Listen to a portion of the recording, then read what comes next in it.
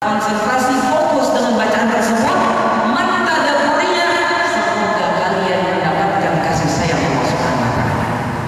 Yaitu membaca itu dengan tadabbur, bukan hanya dengan membaca sesuai tajwid. Bahwa yang dirahmati Allah, saya akan sebutkan suatu nasihat penting dari sahabat mulia, sahabat yang mulia Ibnu Mas'ud radhiyallahu anhu. Beliau memiliki suatu perkataan yang sangat indah sekali. Kata beliau, tentunya perkataan ini diriwayatkan oleh Imam Al-Ajurri di dalam kitabnya Adab Hafalatul Quran. Kata beliau, kata Ibnu Mas'ud radhiyallahu anhu, la tanfuruhu nadhra daqli wa la tuhaddibuhu hadda asy-syi'ri faqifu 'inda ajaibihi wa harriku bihi al-qulub wa la yakun hammu ahadikum akhir wa la yakun hammu ahadikum akhir as-sawm. Di sini ada 5 wasiat dari Ibnu Mas'ud, ada 5 wasiat. Wasiat pertama, la tanfuruhu nadhra daql. Janganlah engkau itu janganlah engkau membagi-bagikan Al-Quran itu seperti seseorang. Janganlah engkau menghambur-hamburkan Al-Quran itu seperti seseorang yang menghamburkan ad-daql. Ad-daql itu artinya adalah korma yang jelek. Maksudnya bagaimana? Menghambur-hamburkan korma yang jelek. Begini, orang Arab dahulu kebiasaan kalau ada pohon korma yang jelek buahnya, mereka tinggal goyang-goyang jatuhlah korma tersebut. Tapi kalau kormanya bagus, nggak pernah mereka goyang, mereka ambil, ya, mereka ambil dengan penuh hikmat, mereka mengambil buah-buah yang baik itu. Tidak bisa digoyang-goyang sembarangan, diambil dengan baik. Kalau digoyang, kalau sampai digoyang jatuh nanti bisa rusak. Mereka penuh dengan kehati-hatian. Nah, di sini kata Ibnu Mas'ud, jangan engkau bagi-bagi, jangan engkau menghambur-hamburkan bacaanmu terhadap Al-Quran itu seperti orang yang menghambur-hamburkan ad-daql, korma yang jelek. Dalam artian membaca Al-Quran itu jangan sembarangan. Baca seperti seseorang yang menghargai sesuatu yang berharga, itu korma yang baik. Jangan kayak gini membaca. Namanya membaca Al-Quran, alhamdulillahirabbil alamin, ar-rahmanir-rahim, maliki yaumiddin. Iya, ini orang yang apa? Yang yanzurul Quran nadhra daql, yang tidak menghargai Al-Quran. Jadi apa? Membacanya seperti orang yang tidak menghargai akan Al-Quran. Ini orang-orang yang yanzurul Quran nadhra daql. Wasiat yang kedua adalah wala tahudduhu hadda asy-syi'r. Janganlah engkau tergesa-gesa membaca Al-Quran seperti mana kalian tergesa-gesa dalam membaca syair. Karena orang Arab dulu mereka sudah menjadi kebiasaan kalau baca syair itu terkadang terlalu cepat sehingga ada sebagian huruf-huruf itu tidak jelas disebutnya. Seperti umpamanya membaca watini wa zaitun, tulis ini hadza badan qad khalaqal insana, tidak jelas huruf yang dibaca. Ini namanya haddu asy-syi'r, seperti orang yang melakukan syair yang akhirnya hilang banyak huruf-hurufnya. Wasiat yang ketiga adalah faqifu 'inda ajaibi.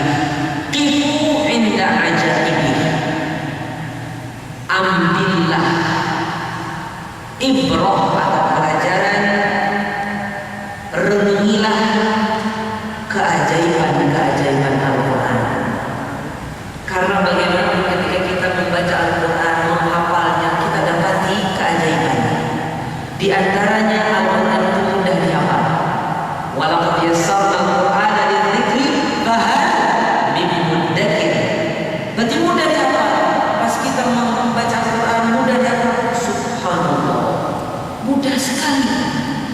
pikiran kita renungi, Masya Allah, ajaib Al-Quran ini.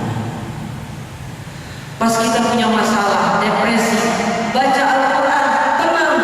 Subhanallah, memang betul-betul Al-Quran itu obat buat hati saya. Pas kita meruqyah diri kita karena sakit, ternyata Allah Subhanahu wa taala sembuhkan, kita renungi lagi dari bacaan Al-Quran tersebut. Subhanallah. Ketika ayat-ayat Al-Quran bercerita tentang umat-umat dahulu sebelum umat Nabi Muhammad SAW, dari kejadian-kejadian, musibah-musibah yang menimpa mereka, kita lihat akan keajaiban-keajaiban Al-Quran. Subhanallah, sangat ajaib Al-Quran, memberitakan tentang cerita-cerita yang nyaris kita dapati, kita bisa dapatkan di dalam buku sejarah. Ajaib Al-Quran. Ini termasuk daripada orang yang betul-betul merenungi kandungan-kandungan Al-Quran, perintah, larangan Al-Quran, setiap ayat demi ayat dia renungi. Kemudian Bapak hadirin dirahmati Allah Subhanahu wa taala, yang keempat dari wasiat Ibnu Mas'ud, wa harriku bihil qulub, dan gerakkanlah dengan Al-Quran ini hati-hati kalian. Hendaknya hati kita ini bergerak ketika kita membaca Al-Quran, sebagaimana disebutkan di dalam ayat yang telah kita sebutkan sebelumnya tadi. Tsumma talinu juluduhum wa qulubuhum ila dzikrillah. Karena hati ini wadah bagi kita. Kalau kita tidak gunakan untuk merenungi Al-Quran, Al-Quran tidak akan bermakna bagi hidup kita. Oleh karena itu hendaknya kita mencoba mempelajari tafsir. Saya usulkan di masjid ini ada seseorang yang mengajar tafsir. Kalau tidak ada ustaznya, bacakan setiap hari tafsir Al-Quran.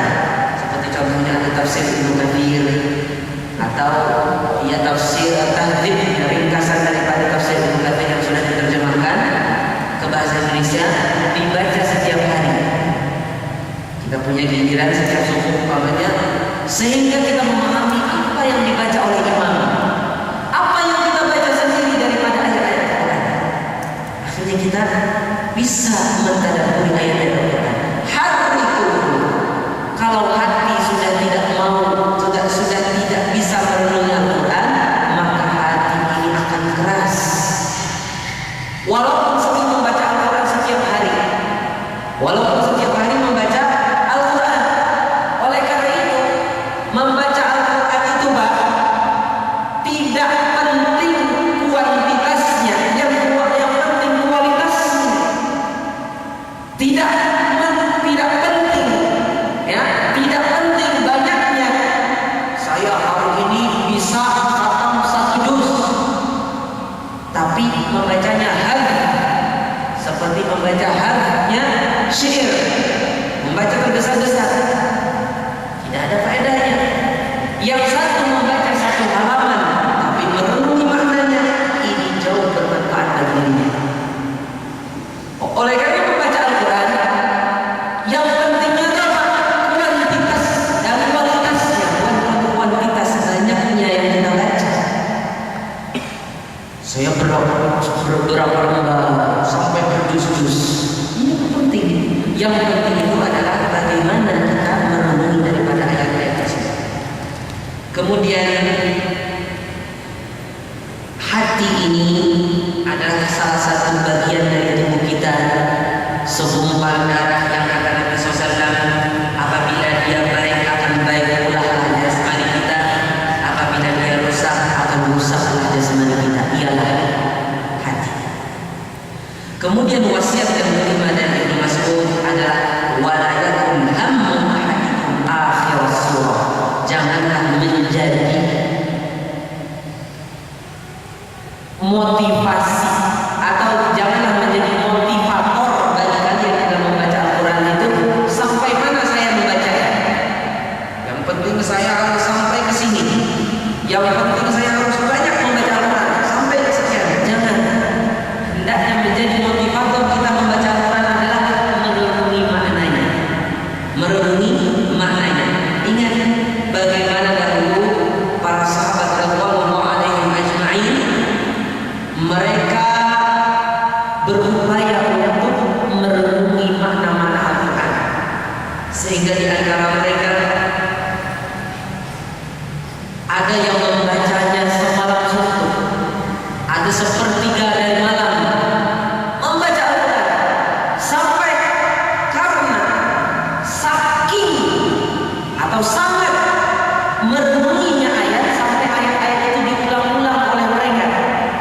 disebutkan tentang Abu Musa al-Ash'ari, beliau membaca ayat in tu'adzibhum fa innahum ibaduk wa in taghfir lahum fa innaka antal azizul hakim. Secara mauquf sampai beliau disebutkan beliau mengulang-ulangnya sampai waktu azan subuh. Berjam-jam mengulang ayat tersebut karena mentadabburi ayat tersebut. Sampai mengulang-ulangnya di dalam salat malam. Ini bagaimana keadaan para sahabat radhiyallahu alaihim ajma'in. Kemudian tentunya nasihat yang lain yang ini tidak disebutkan secara langsung oleh Ibnu Mas'ud tadi, yaitu beramal dengan Al-Qur'anul Karim, menjadikan Al-Qur'an itu sebagai dustur, sebagai aturan kehidupan kita di dunia, di rumah, di kantor, di masjid, dimanapun kita berada, kita berhukum dengan Al-Qur'an Karim. Dulu para sahabat mengatakan, kata Ibnu Mas'ud, kunna la natajawazul ashra hatta na'mal bima fihin. Dulu kami tidak pernah melebihi 10 ayat sampai kami beramal dengannya. Jadi kalau belajar dari Nabi 10 ayat, enggak minta tambah terus sampai bisa mengamalkannya. Kalau sudah bisa mengamalkannya, baru datang kepada Nabi minta ayat-ayat yang lainnya. Sampai juga disebutkan oleh sebagian mereka, kunna nasta'inu ala hifdzil Qur'an bil amal. Dulu kami, kata para sahabat, minta pertolongan atau minta bantuan untuk menghafal Al-Quran itu dengan mengamalkannya. Ini menunjukkan kalau kita mengamalkannya akan lebih mudah untuk menghafal Al-Quran. Bapak yang berkata Allah Subhanahu wa taala, seperti contohnya Allah Subhanahu wa taala mengatakan di dalam Al-Quran, wala yaghtab ba'dukum ba'd. Janganlah kalian saling menggibahi di antara kalian. Saling menggibahi di antara kalian. Ini dalam Al-Quran. Kalau kita mau mengamalkan ini, menjaga lidah kita dari menyebut aib-aib orang lain, menyebut hal-hal yang tidak disukai oleh saudara kita untuk disebutkan, maka ketika saudara kita itu sudah tidak ada atau tidak hadir, maka kalau kita sudah mengamalkan ini, maka berarti kita sudah mengamalkan sebagian dari ayat Al-Quran. Dan ini ada sebagai batu pertama agar kita bisa mudah untuk menghafal ayat-ayat yang lain. Kemudian juga